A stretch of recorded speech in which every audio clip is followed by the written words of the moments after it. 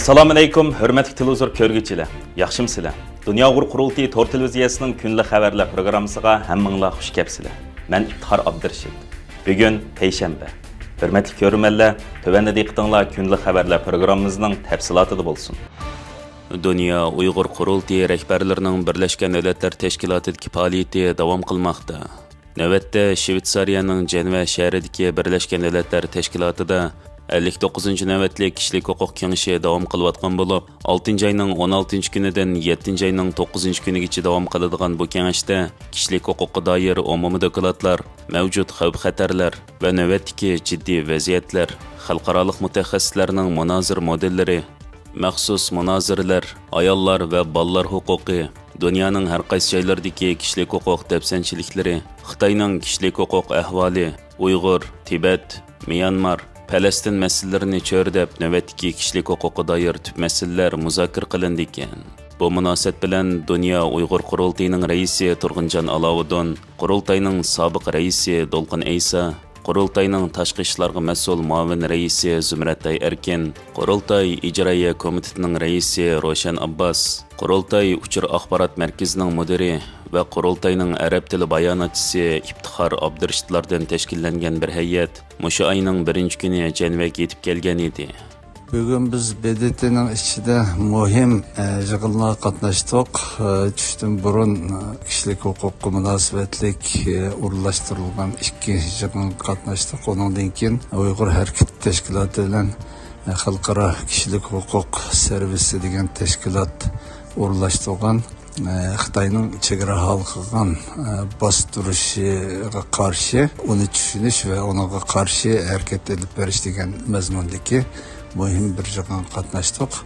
Bu yığınga şu devletlerin BDT'deki temsilcileri, vekilleri, elçileri, elçixanalardan kelganlar bo'lgan diplomatlar katlaştı. Neticelik bir yığın oldu.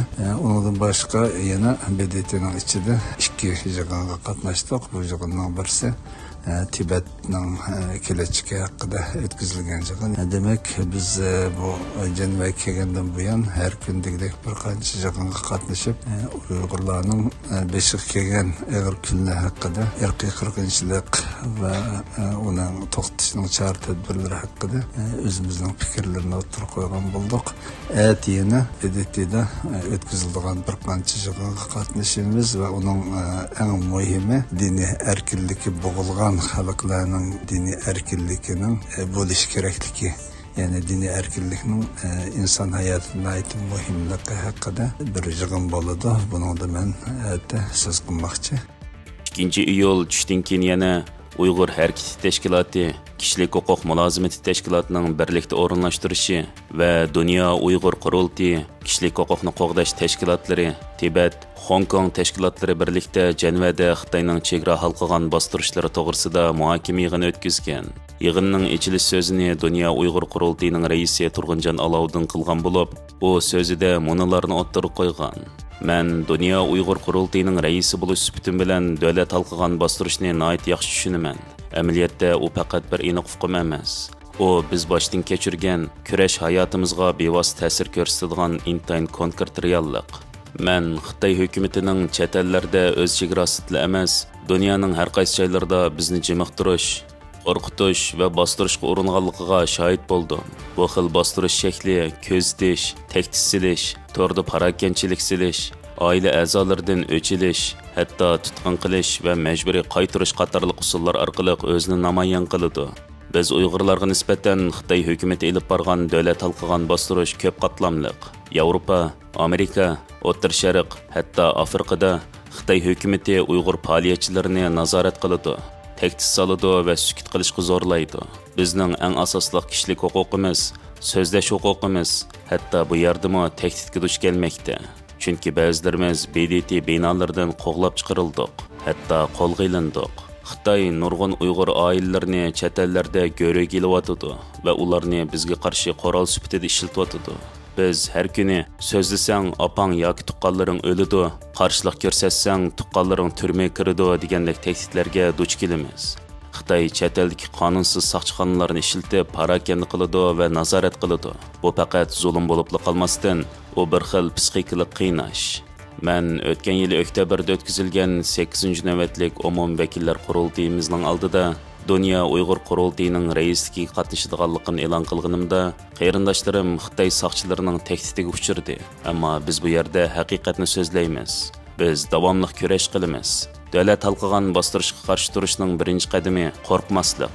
Chunki mustabid hokimiyatlarning eng yoqtirdig'ini bizni jimiqtirish emas, balki qo'rqitish. Bu hay'at 59-ci navbatlik kishilik huquq kengashi mezgilida Birlashgan Davlatlar Tashkilotidagi har qaysi davlatlarning elchilari, BDTning maxsus dokladchilari va diplomatlar bilan uchrashish elib berib, Sharq Turkistonda Xitoyning irqiy qirg'inchiligi va assimilyatsiya siyosati Uyg'ur majburiy amgining hilim ham davom qilayotganligini, Uyg'ur masalasining navbatdagi jiddiy dunyo vaziyatida kun tartibda qilishini ta'kidlagan. Dünya Uyghur Qurultayı İcraiya Komitetining raisi Roshan Abbas xonim stansimizning ziyoratini qabul qilib, o'zlarining janva faoliyati haqida ma'lumot berib, mundaq deydi. Birleşken Devletler Teşkilatı'nınki İnsan Hakları Komisyonu'nun Cenevadaki 59. qatimliq yig'ini jarayonida paralel faaliyetler sübtida Uyghur Hareketi Teşkilatı yani Campaign for Uyghurs bilan xalqarалық insan hakları mülazimetleri teşkilatı yani ISHR degan Cenevadaki bu teşkilat bilan biz Uyghur Hareketi Teşkilatı'nınki birleşip ötküzgen Xitay hükümetinin çigra halkıgan bastırış siyasetlerini içip taşlaş hakkındaki bugünkü bu yığınımızda bizden Dünya Uyghur Qurultayı'nın reisi Turguncan efendim içli sözünü kıldı. Yani bir Tibetliklerinin ruhi daisi Dalai Lama'nınki vekili bilen hem şundaqlanmı Birleşken Devletler Teşkilatı İnsan Hakları Ali Komisyonu'nunki vakaletçisi kelip şu İnsan Hakları Komisyonu'nun şu çigra halkıgan bastırış cinayetler toğrusidagi özlerinin çıkargan dokladını tanıştırdı. Bizning bu faaliyetimizge qatnaşkan devletler olsa Avstriya, Estoniya, Fransiya, Norvegiya, Finlandiya, Germaniya, Avrupa Birligi, Liechtenstein degan davlat, endin Shvetsariya, Litvaniya ve Tayvanning diplomatlari den bo'lib, shu zalliq to'lg'idek odam keldi va yaxshi savol javoblar bo'ldi.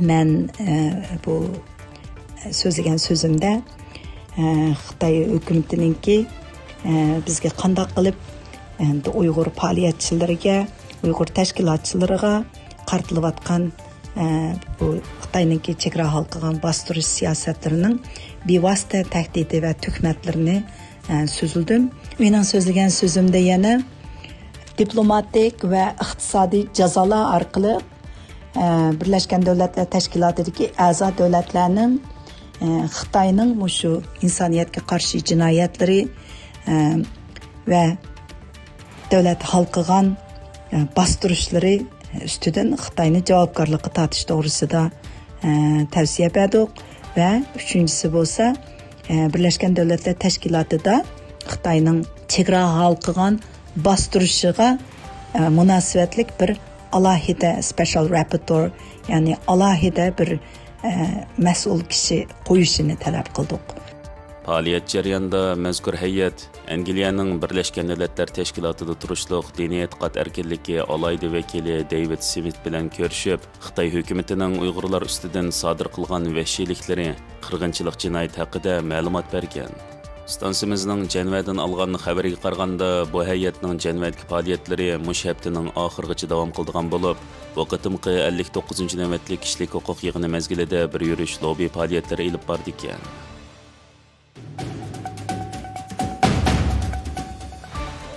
Amerika başlagan keng ko'lamli harakatda yana ikki Xitoy jasusi qo'lga tushgan. Amerika Adliya Ministerligi 1-iyun ikki Xitoyning harbiy uchur to'plashga urinish va Amerika dengiz armiyasi ichidan uchur ta'minlagichilarni qabul qilishga yordam berish bilan ayblaganligini e'lon qilgan. New York vaqt gazetining bu vaqtdagi xabarda bildirilishicha, Oregon shtatida o'ltirishliq Chin Yuansi ismli Xitoy va sayohat visi bilan kelgan Leylerin ismli Xitoy fuqarosi Xitoyning jasuslik organi bo'lgan Davlat bexatarlik ministerligi uchun xizmat qilish bilan ayblangan. Bu vaqa Trump hukumatining davlat bexatarligi, savdo va ko'chmanlar qatorliq bir qator masalalarda Xitoyga texim qattiq pozitsiya tutayotgan mezgilda yuz bergan.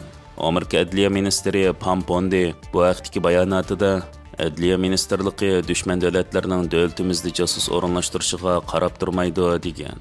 Adliya ministerligining jinoiy ishlar arziga asoslanganda Leylerin ismli Xitoy taxminan 4 yil ilgari Shin Yuansi ismli Xitoyni Xitoy davlat bexatarlik ministerligi uchun ishlashga taklif qilgan. Xitoy jasus yana Amerika dengiz armiyasida vazifa etayotgan xodimlar haqida uchur to'plashga uringan va Xitoy jasuslik organining Amerika armiyasidan uchur ta'minlovchi qabul qilishiga yordam bergan. Ayibnomada Amerikada Xitoy jasuslik organining buyrug'i bo'yicha mazkur ishga Xitoy jasusning harakatiga yordam qilgan tiximi cho'ng to'rining mavjud ekanligi o'ttirib qo'yilgan. Jasuslik plani yana Xitoy bexatarlik ministerligi ta'minlagan maxfiy xabarlash uskunalariga chetildigan bo'lib, Xitoy jasuslik organlarining Amerikadagi uchur ta'minlovchilar bilan aloqalashishiga sharoit hozirlangan. Bu ishga Xitoy oldin hafta Federativ tekshirish idorasining keng ko'lamli jasus tekshirish harakati jarayonida qo'lga olingan. Ular Xitoy hukumatining chet eldagi tizim qoldirmagan xodimlar sifatida ayblashga duch keladi ekan.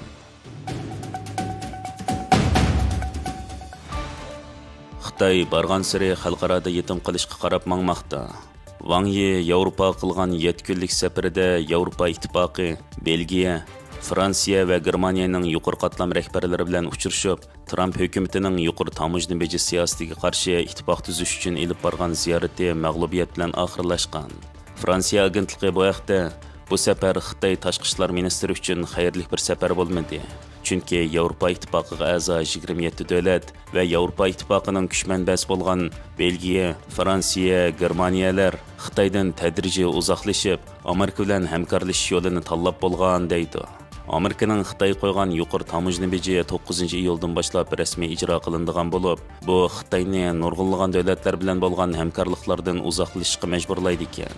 Ölməkning ustiga tepmək degandek 1-iyul kuni Amerika, Avstraliya, Hindiston, Yaponiyadan iborat 4 davlatning tashqi ishlar ministrlari Hindi Tinch okean rayonining bexatarligi va ta'minlash zanjirining muqimligiga kafolatlik qilishda fikr birligi shakllantirgan va 4 tarafning har soha hamkorliklari to'g'risida amaliy kelishimlar tuzishgan.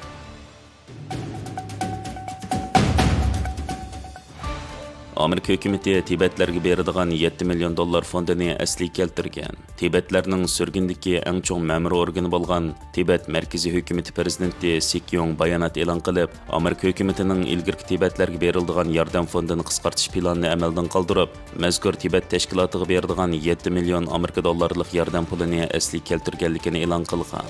Bayonotga asoslanganda Tibet markaziy hukumatining ichki ishlar ministrligi, ma'rif ministrligi, sayya ministrligi qatorliq o'rinlar mazkur fondidan bahramand bo'ldi ekan.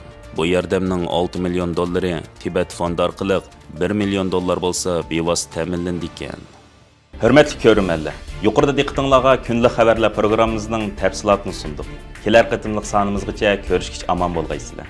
Stansiyamizning YouTube kanaliga a'zo bo'lishni unutmang. Xayr xo'sh.